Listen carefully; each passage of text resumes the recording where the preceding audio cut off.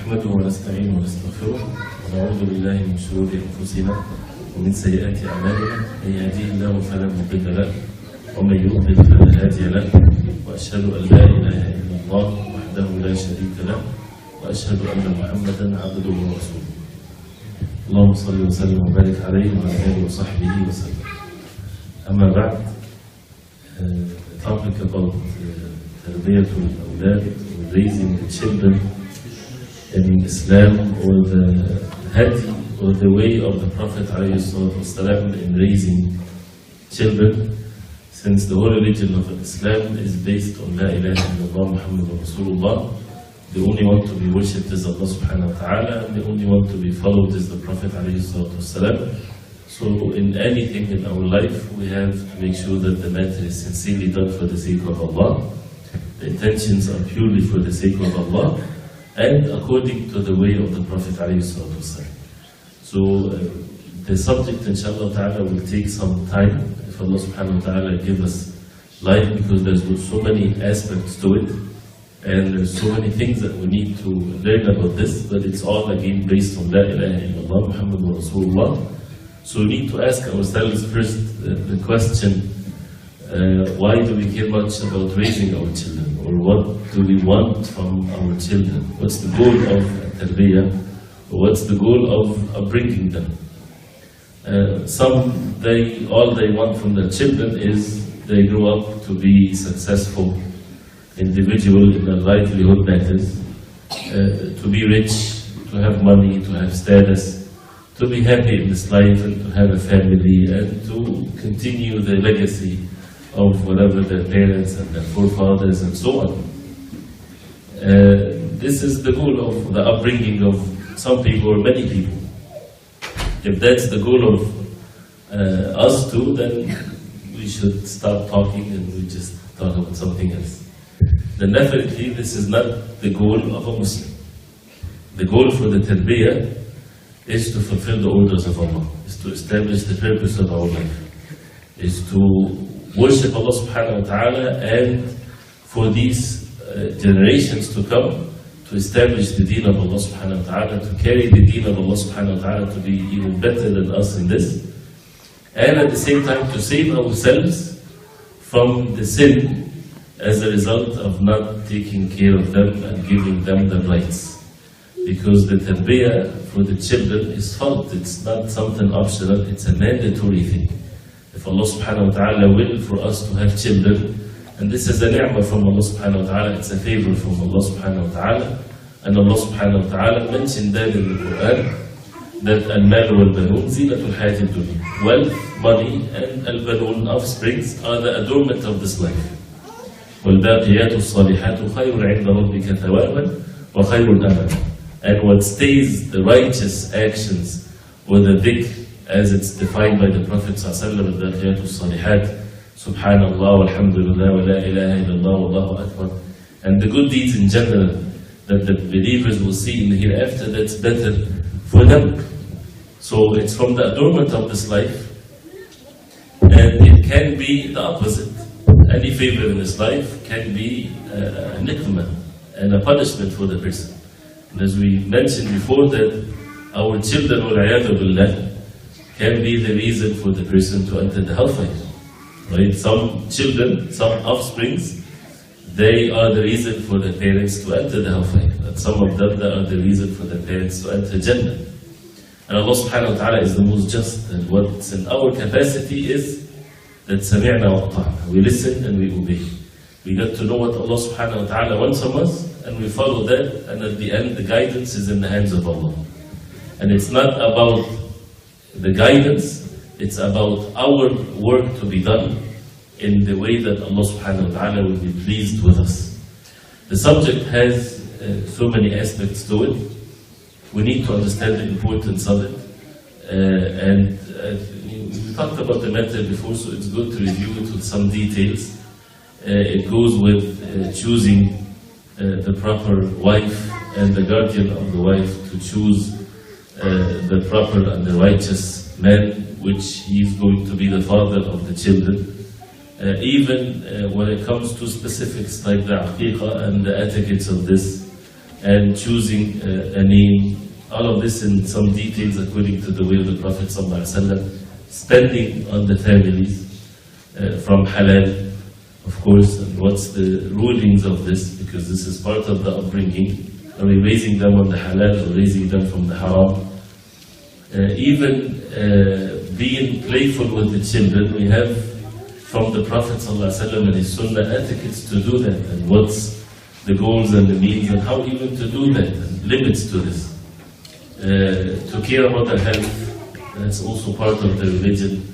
Al-Rida'a even, which is there's verses in the Quran about it, being breastfed, that's one of the rights and something that the Quran mentioned.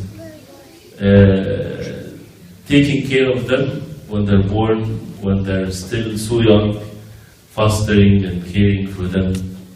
This is also has rulings in even matters of fiqh. To spend on them, as we said, to teach them matters of the deen, to teach them their livelihood so that they grow up to be not dependent on others. So the livelihood part is so important because it will affect their deen. So that they have something that they can be independent of others, they be able to worship Allah subhanahu wa ta'ala. So this is part of it. To have the mental upbringing to them, that's an important thing also. The ulama talked about all of this. To get them used to al-akhlaq and manners, that are good manners. To get them used to the adab, the manners of the Prophet sallallahu alaihi wasallam. To be just between the children, to have justice among them. To have forbearance and to be gentle with them. And there are always the balance, how to be just and how to be firm, and when it needed to be firm, and how to have patience and to be forbearance and so on. Having mercy towards them, to be friends with them when they grow up. And this is what I'm saying here, each one has some evidences. Whether it's from the Quran, from the Sunnah, from stories of the Quran, stories of the life of the Prophet ﷺ, the early generations of Islam, this is a treasure by itself.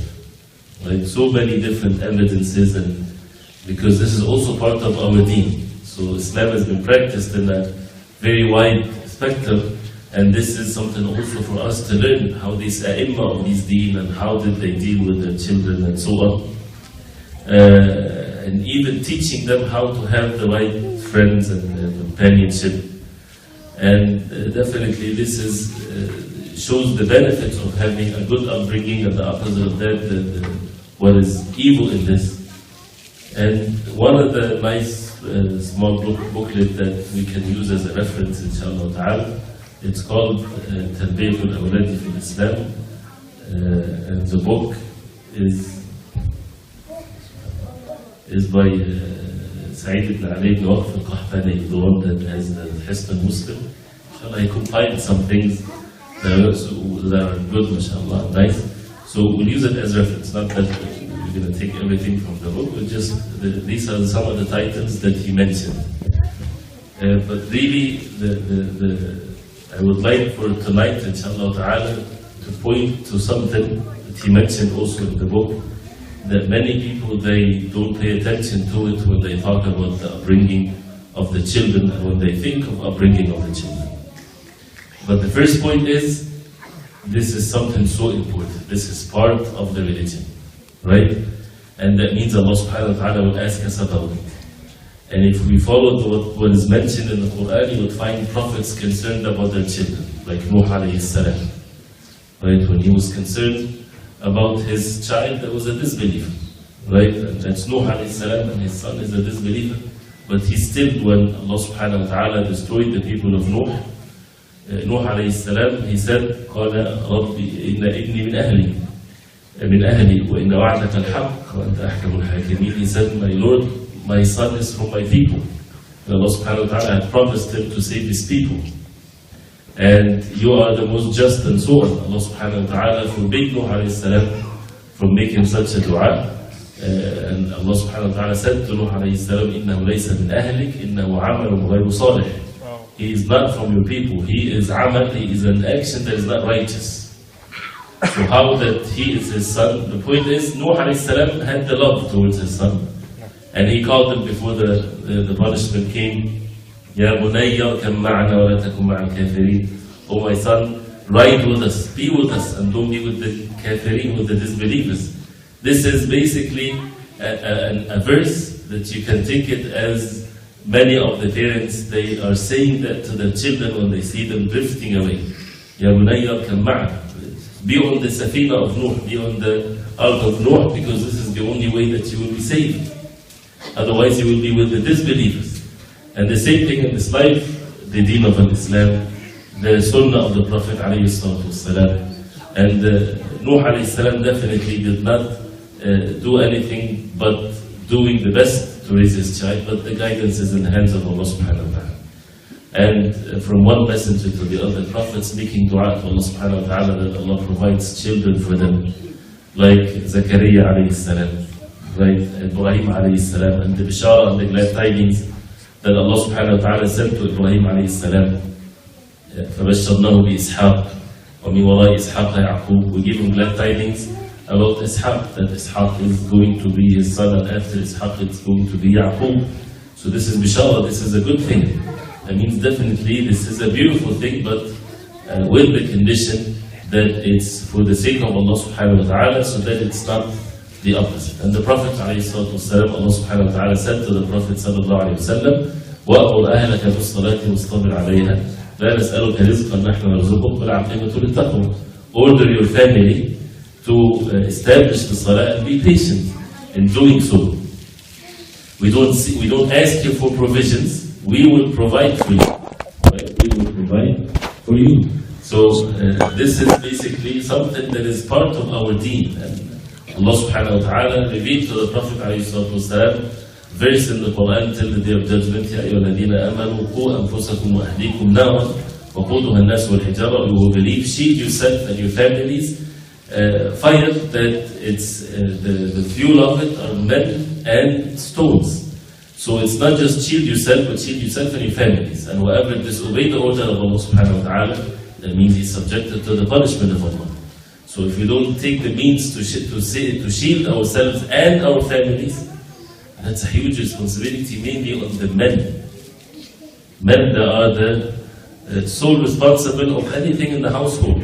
Right? And they will be asked about this in the day of judgment, and also the wife as a secondary one, because of the hadith of the Prophet ﷺ. So it's a serious one. When the Prophet ﷺ, he said, "Muru awladakum bis-salati wa hum abna'u sab'a." And we talked about that before. Order your children to pray when they're 7 years old. وَضْرِبُوهُمْ عَلَيْهَا وَهُمْ أَبْنَاءُ عَشْرٍ. And beat them if they don't when they're 10 years old. That means punish them. They don't have a choice.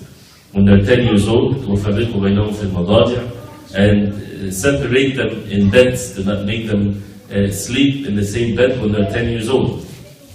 Right? And many evidences, and the Luqman, for example, in the Quran, and how he advised his son, and many of the dua that is mentioned in the Quran with regards to the offspring. Many things, more than one verse. Prophets making dua to Allah subhanahu wa ta'ala for themselves and for their dhurriya, for their offspring. Like Ibrahim alayhi salam, رَبِّ اجْعَلْنِي مُقِيمَ الصَّلَاةِ وَمِنْ ذُرِّيَّتِي. Oh Allah, make me establish the salah and from my offspring. And when Allah subhanahu wa ta'ala restored Ibrahim alayhi salam his favor, and he said, وَمِنْ ذُرِّيَّتِي قَالَ لَا يَنَالُ عَهْدِي الظَّالِمِينَ. Ibrahim alayhi salam considered them with his offspring.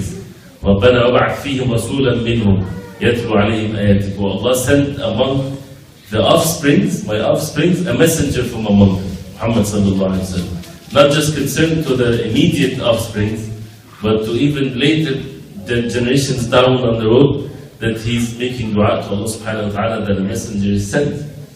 So the prophets, they're making dua to Allah subhanahu wa ta'ala for their children. And the Quran about the believers, رَبَّنَا هَبْ لَنَا مِنْ أَزْوَاجِنَا وَذُرِّيَّاتِنَا قُرَّةَ أَعْيُنٍ وَاجْعَلْنَا لِلْمُتَّقِينَ إِمَامًا. That the believers, one of their characteristics came in the context of they do not associate partners with Allah, they do not commit zina, they establish the salah, all of this, and one of which, وَالَّذِينَ يَقُولُونَ رَبَّنَا هَبْ لَنَا مِنْ أَزْوَاجِنَا وَذُرِّيَّاتِنَا قُرَّةَ أَعْيُنٍ. And those who say, "Oh our Lord, هَبْ لَنَا." هَبْ لَنَا means provide for us, bestow on us without anything from us to deserve it. right? Al-hiba is when you get a gift. You don't deserve a gift. Gift is given, right? It's not that a reward from your action. No, ربنا هب لنا, that you're asking Allah subhanahu wa ta'ala to bestow on you this favor only from Allah subhanahu wa ta'ala, that ربنا هب لنا من أزواجنا, from our azwaj, from our wives and our offsprings, قرة أعين. قرة أعين, the jewel of our eyes, the comfort of our eyes. وجعلنا للمتقين إماما, and make us leaders among the believers. Leaders, not leaders, but mean to be the first always to fulfill the orders of Allah subhanahu wa ta'ala, that people would follow us, that we will be doing good, that people will follow us, whether it's next generations and so on, follow us in what is good, so that we get the reward of also the same or the like of their actions and so on. So there's so many things like this, and that means it's part of the deen, and that's why one of which is the dua is so important about this, and then we'll discuss that. But the important points is, it's basically, as he mentioned in the book, these are usul. What are the usul, or the principles when a person should always have it in upbringing the children? We're not talking about specifics here, we're talking about the foundation. The foundation that has to be present at all times. And these foundations, we have to remember it at all times. You will carry it, you use it in every single aspect of the tarbiyah and upbringing throughout our whole entire journey in this life. The first one, as he says, al-imanu anna hidayat al-tawfiq wal-tasdeed wal-tathbit biyad Allah ta'ala. To have the strong belief that the guidance to be doing what is good and to do what is right according to what Allah subhanahu wa ta'ala wants from us, and to be steadfast, this is all in the hands of Allah subhanahu wa ta'ala. You can do whatever you want to do. You can be the most expert in tarbiyah and upbringing, right? You can do anything. You can have PhDs and you can have certificates, and you can be the best of knowledge. Right? We can all have the knowledge of how to bring our kids in the most perfect way. But at the end, guidance is in the hands of Allah. Right? So this is a belief.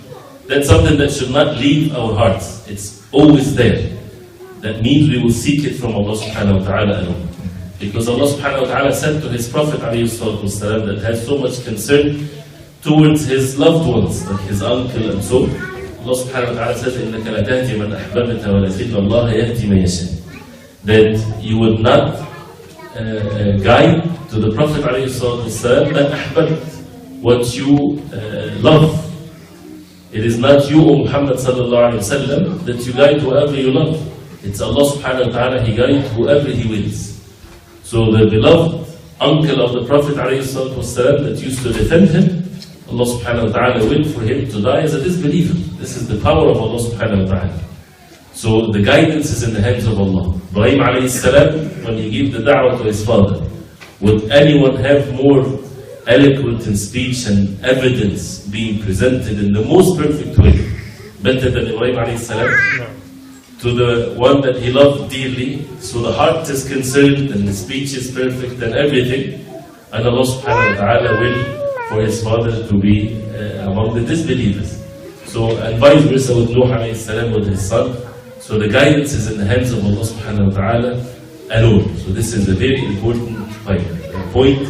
No one can guide, no one can give any means of goodness except if it's from Allah subhanahu wa ta'ala. So this is the first one. The second one, knowing this means that Allah subhanahu wa ta'ala had the knowledge of who will be guided. يقول الإيمان بأن الله تعالى علم هداية المهتدين وضلال الضالين. Allah subhanahu wa ta'ala knew the guidance of those who will be guided and the deviation of those who will be deviated. This is before the creation of the human beings. To believe in the qadr of Allah subhanahu wa ta'ala. Allah subhanahu wa ta'ala says in the Quran, هو الذي خلقكم فمنكم كافر ومنكم مؤمن. He's the one that created you. Some of you are disbelievers and some of you are believers. Wallahu bima ta'maluna basir. And Allah subhanahu wa ta'ala is the all-seer of what you do. Right? Allah subhanahu wa ta'ala is the owner of all things, and He's the creator of everything. And when the believers, they believe in the qadr of Allah subhanahu wa ta'ala, it makes them work harder. Right? Because they know that Allah subhanahu wa ta'ala is the most wise. Because He's the one that with this He ordered us to believe. He's the one that ordered us to act and to do things, and to take all the means for the upbringing of our children and so on. But with the heart settled, that everything is in the knowledge of Allah subhanahu wa ta'ala and in the power of Allah subhanahu wa ta'ala. So believing in the qadar is one of the pillars of al-iman, and it's something that we have to have the strong belief in, and we talked about that in matters of aqidah, and that's why we should be content with this. And Allah subhanahu wa ta'ala knows who deserves to be guided and who deserves not to be guided. And Allah subhanahu wa ta'ala, as He says in the Quran, فَلَمَّا زَاغُوا أَزَاغَ اللَّهُ قُلُوبَهُمْ. When they deviated, Allah deviated their hearts. Allah is the most just. So no one is to question the justice of Allah when the shaitan whispers to the person about the belief in the qadr.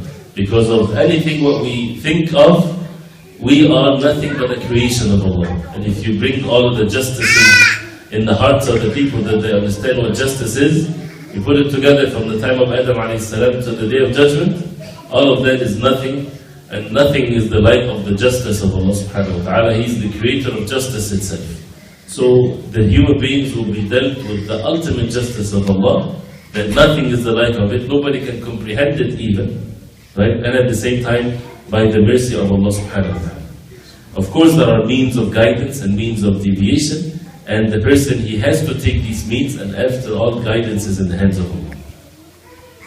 Also, another principle that this is because of a great hikmah. There's a hikmah, there's a wisdom behind people being guided and people being misguided, right? This is unseen to us, but Allah subhanahu wa ta'ala is the most wise, and He is again the most just, and He's the most merciful.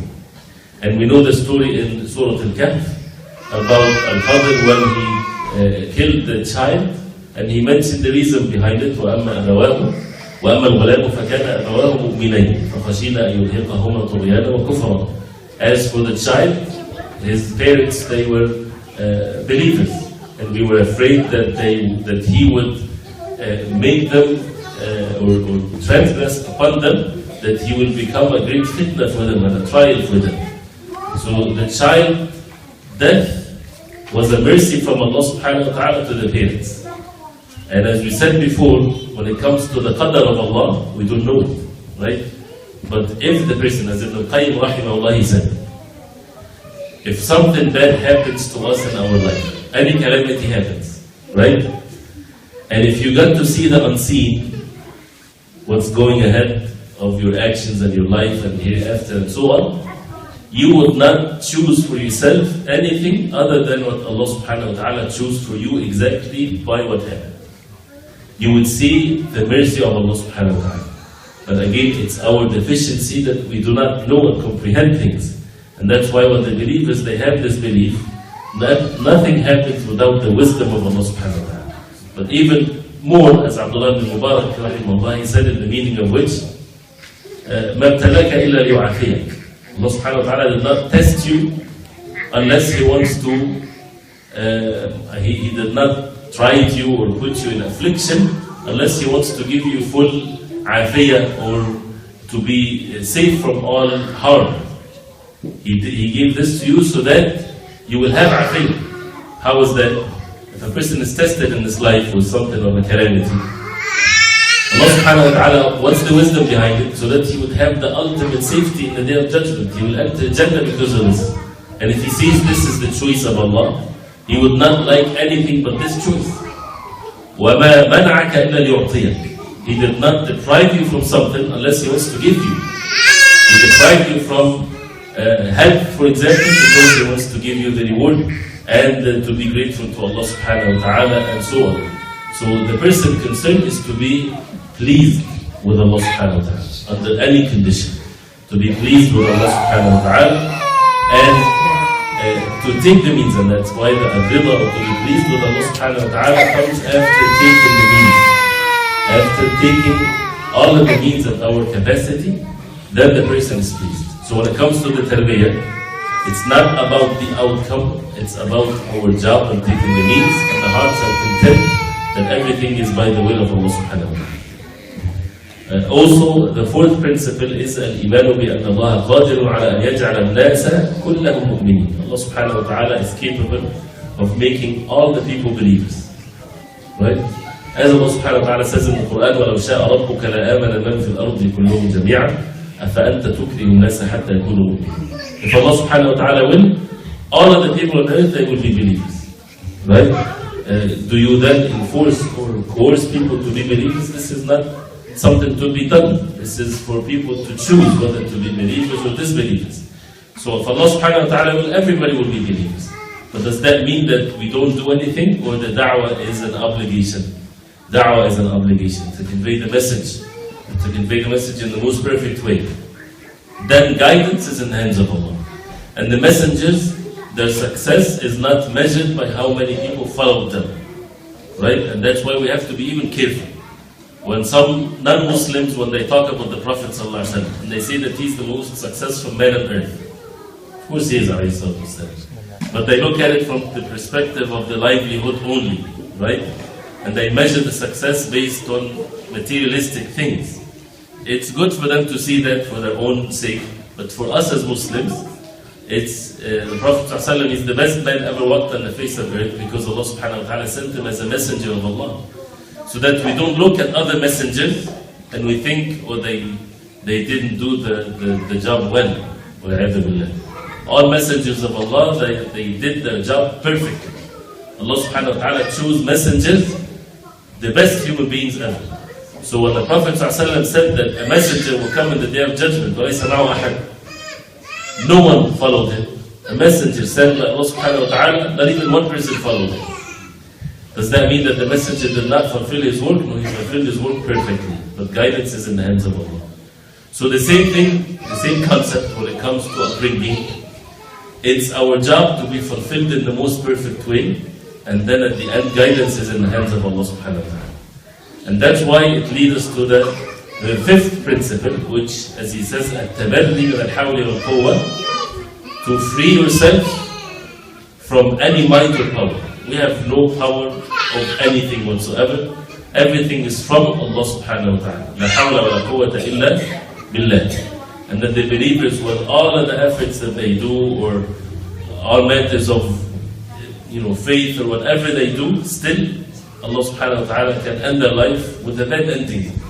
And they become among the people of the hellfire. Allah subhanahu wa ta'ala is the most merciful, yes, the most just, yes, but nobody has been given guarantee of anything.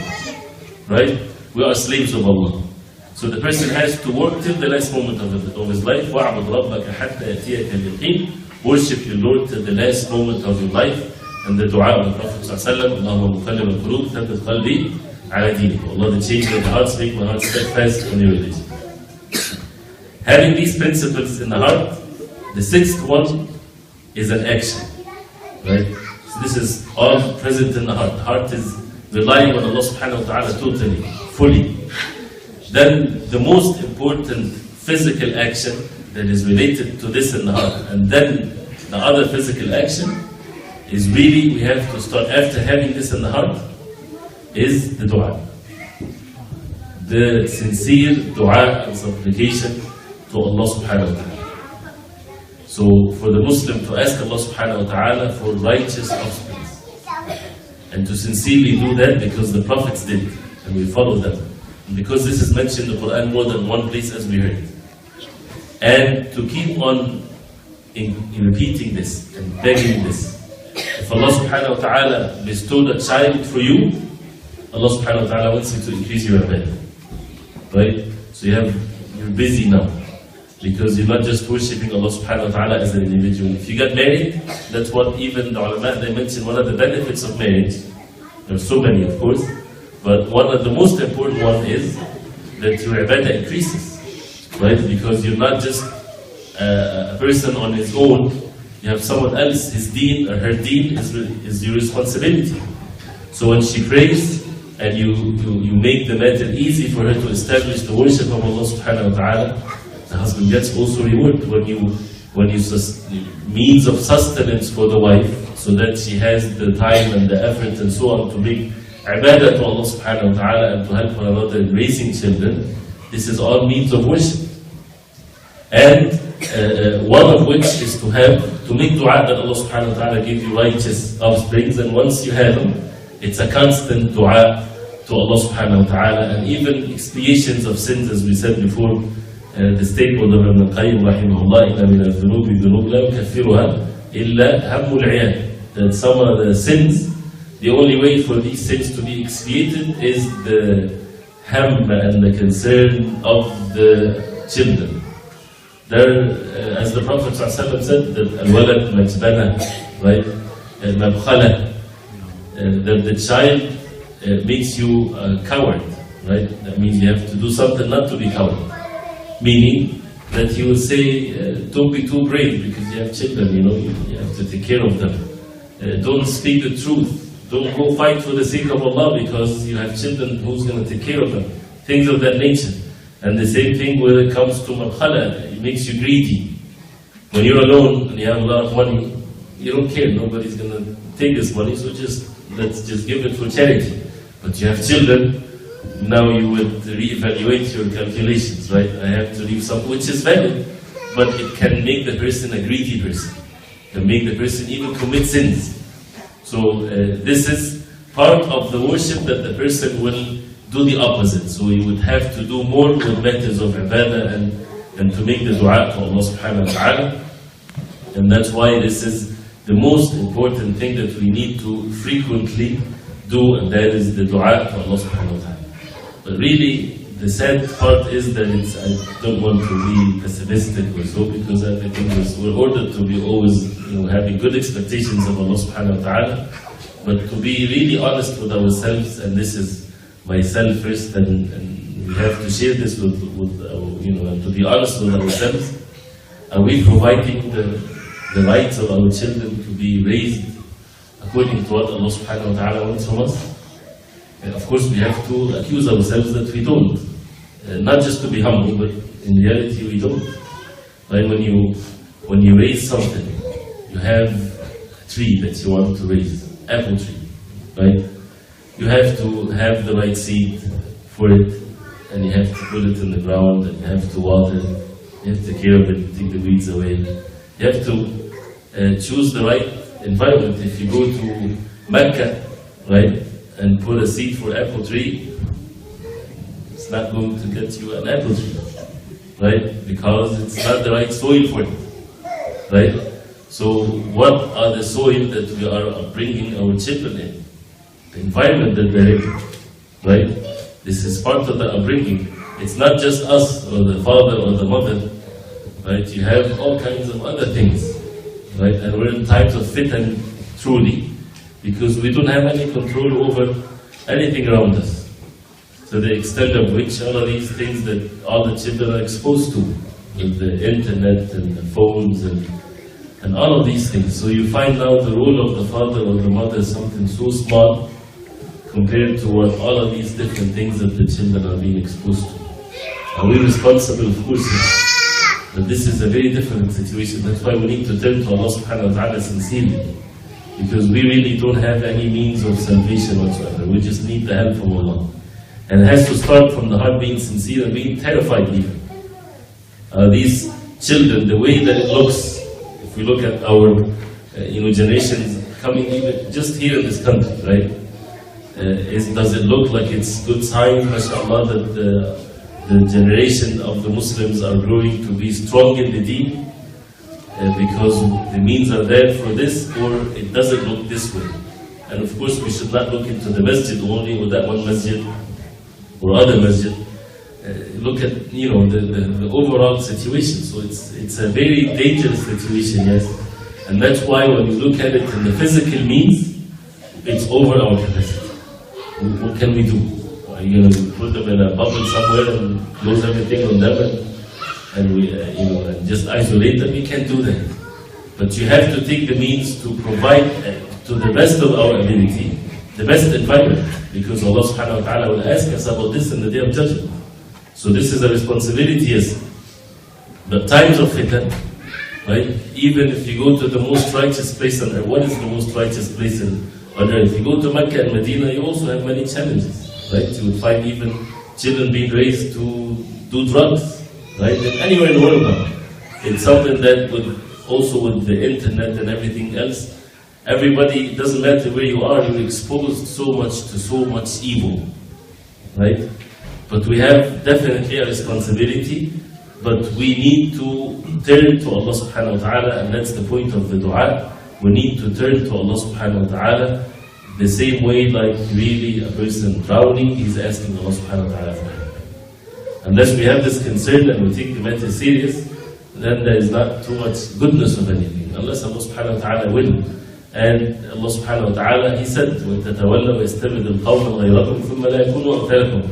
If you turn away from His religion, Allah subhanahu wa ta'ala will replace you by other people. And they won't be like you. That means the religion is victorious no matter what you do. It's not about the deen. The deen, Allah subhanahu wa ta'ala, He will give victory to His deen. It's our own salvation. And if we don't hold fast to the deen of Allah, Allah subhanahu wa ta'ala will replace us with another generation. And some said in the tafsir, either from themselves, like their offspring, they will be better than them. Allah subhanahu wa ta'ala, He's the one that whatever He wills, it can happen. Or from another types of people, other people. So that means it's valid that we are corrupt, right? And we have our offsprings to be upright. It can happen. Allah subhanahu wa ta'ala is capable of all things. But that's what we need to humble ourselves to Allah subhanahu wa ta'ala by doing our best to be righteous and to be obedient to Allah, and we turn to Allah subhanahu wa ta'ala in sincere dua daily to make our children and the children of the Muslims upright and to be steadfast on the deen of Allah subhanahu wa ta'ala and so on.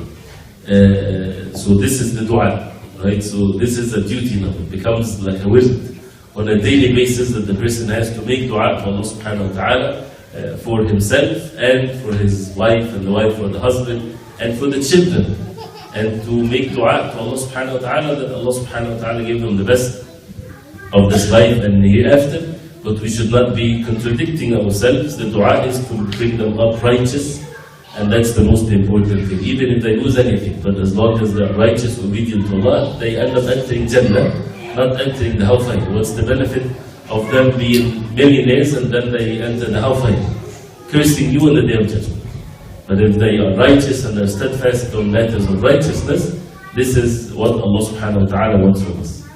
The last point, and we talked about that also before, inshallah next time we'll talk about specifics from the guidance, from the way of the Prophet ﷺ, specific incidences that he dealt with his own children and others and so on. But something so important, as we mentioned that many times, and ulama always talk about it, that our sins shown in our children. So if we want our children to be righteous, we have to start with ourselves first. So it's not about being experts in tarbiyah again. It's about being righteous and to repent to Allah subhanahu wa ta'ala, because our sins will be shown in our children unless Allah subhanahu wa ta'ala will otherwise. And the story in Surah Al-Kahf also is clear about this. وَكَانَ أَبُوهُمَا صَالِحًا, that Allah subhanahu wa ta'ala, because of the father, he was righteous, Allah subhanahu wa ta'ala sent Al-Khadr to take care of his offspring. So the concern should be ourselves being righteous, and part of it is to have the proper upbringing of our children. وَلْيَخْشَى الَّذِينَ لَوْ تَرَكُوا مِنْ خَلْفِهِمْ ذُرِّيَّةً ضِعَافًا خَافُوا عَلَيْهِمْ فَلْيَتَّقُوا اللَّهَ وَيَقُولُوا قَوْلًا سَدِيدًا. Let those who fear that they will leave after them a weak ذُرِّيَّة, a weak offspring, let them do what? فَلْيَتَّقُوا اللَّهَ وَيَقُولُوا قَوْلًا سَدِيدًا. Let them fear Allah, be dutiful to Allah, and always speak what is upright and the truth. The ayah has two parts to it. The first part, those who fear that they will have a weak offspring. Some of us, we don't even fear that. And that's what the first part of the talk is. We need to have that concern. We have to be having this feel of being terrified that we might lose them to kufr and disbelief, and they become source of punishment for us on the day of judgment. So we have to have that fear in our hearts from Allah subhanahu wa ta'ala. So then Allah subhanahu wa ta'ala said in the ayah, what should they do, those who fear that they will have a weak offspring? Weak what? Financially, weak in the religion, weak in everything, but the most important thing is better than religion, to be steadfast, to be obedient to Allah subhanahu wa ta'ala. Then the solution is فَلْيَتَّقُوا اللَّهَ وَلْيَقُولُوا قَوْلًا سَدِيدًا. They should fear Allah subhanahu wa ta'ala, be dutiful to Allah, and they should say what is upright, what is correct. And that's why we need to learn the way of the Prophet ﷺ, and we need to really take some serious measures to provide the proper environment. And you see the children, for example, in the schools, where they come from different backgrounds, and The parents are not, we as parents are not taking responsibility. And also, you will find many simple examples. What is as parents, for example, how many think of the upbringing even of others? You will find everybody's going after the money when it comes to profession. But how many big crisis among the Muslims is to have a Muslim teacher? Right? This is something that is not there. Why? Because it's not something that makes money. But who's going to teach our children then? Right? If we cannot provide for ourselves, those who can teach them, teaching is not a job with a salary at the end of the month. It's a mission. It's upbringing of a generation. And where are these teachers that have this mission in them? They are teaching children to upbring them to be strong in their religion, not just giving them some information and that's it, but having the proper environment for them. And that teacher himself, he has to be raised in the right way, and he has to be provided for. So this is also something that it's a duty on us to provide this and to take the means to do this, and not just to have our children in a place that we call it Islamic school, and that's it. But without having, where's the Muslim teachers that can do this and the proper environment? And so may Allah subhanahu wa ta'ala make it easy for us and raise our children in the right way. But inshallah ta'ala we'll talk about these details inshallah next time and times to come from the different topics that we heard. Sallallahu alaihi wa sallam.